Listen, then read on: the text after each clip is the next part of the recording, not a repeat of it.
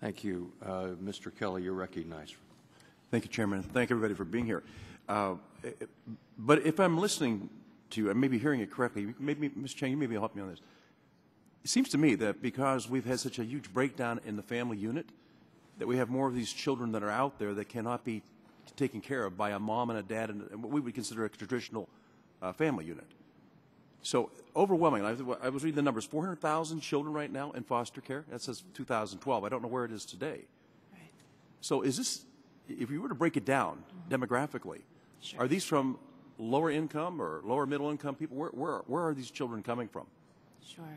So you're correct. We have a little less than 400,000 children in foster care today. I want to note that that's a huge mark of progress in the system. That's a reduction from over 500,000 children in care just about 10 years ago. So the system has made a difference. But you're right. These are young people who come from often low socioeconomic backgrounds. They come from challenging neighborhoods. And the abuse and neglect they experienced before they came into care, and then the trauma of coming into care, even if they had to leave an abusive and neglectful family, coming into care can be traumatic. But most of these kids can be cared for in a foster home with a relative, and most of them, in fact, are. The great majority of our kids are placed with relatives or other foster families. And many of them don't have serious mental illnesses. Most of our kids have trauma symptoms that often are misdiagnosed as mental illness, and because we fail to intervene early on, they can escalate into much more serious behavioral. I guess that's where my question comes. So who does the intervention? Who determines that an intervention is necessary? And I think that's the part that bothers. I've got 8 grandchildren right now, and 9 and 10 are coming. And there's no 2 of them that are alike.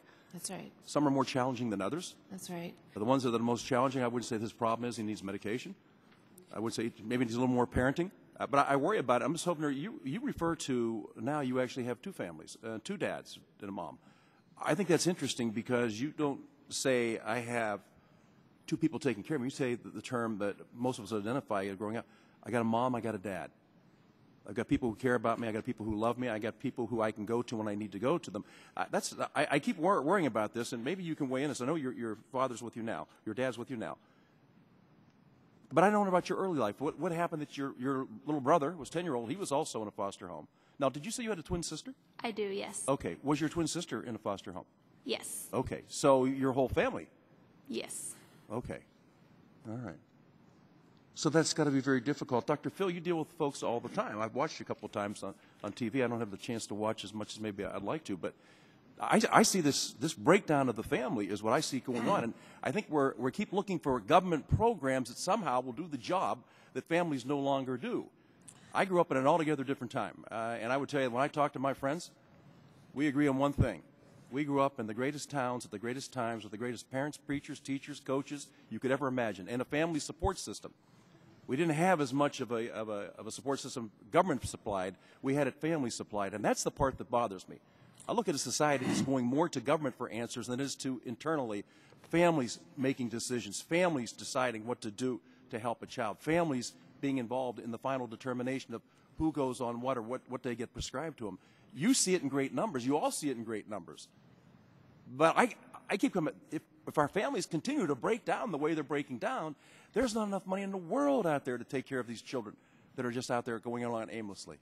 Well, that's why it's so important to focus on reunification. And by the way, I'd be happy to get you a DVR so you could watch more often. Since No. That's okay. Thank you. I appreciate that. No, that's the whole reason. And when I say the foster system is broken, the goal has to be reunification. We've got to restore the American family unit in America. I mean, we've become a much more transient society. We used to go down and play on the corner and then go home. But now we go to Target schools and different places around. It is a different time, but we've got to reinstitute the family unit in America, and that is breaking down. And I see it more and more every day where parents drop their child off at school, expect them to be raised. That can't happen. It's got to start at home. As parents, the same-sex parent is the most powerful role model in any child's life, and that's where it begins. And you cannot abdicate that role to anyone. And that's why reunification has got to be such a goal in this foster. I agree with you, but it's the socialization process we're missing out on today. I got to tell you, the way I grew up, there wasn't anybody substituting for my mother and my dad, and I'm just hoping I congratulate you on getting through what you've gotten through. But I think there's too many children out there who do not have the benefit of having a strong nuclear family, and I think that's the number one problem. If you don't have a strong nuclear family, you don't have a strong faith-based folks, you're not going to be able to get through it on your own. You just can't learn it by yourself through a book or through a program. Thank you. Mr. Griffin, you're recognized. Thank you, Mr. Chairman. Thank you all for being here. I'm from Arkansas, and we have had quite a bit of success in Arkansas dealing with this particular problem. And you know, there's a lot of jokes and a lot of things said about Congress, but I'll tell you that a lot of the progress we've made has been because of the laws that we've been able to get in place. And you know, I was just reminded of 2011, which was my first year serving here. We had the Child and Family Services Improvement Innovation Act, which deals specifically with the protocol for prescribing psychotropic medication for children.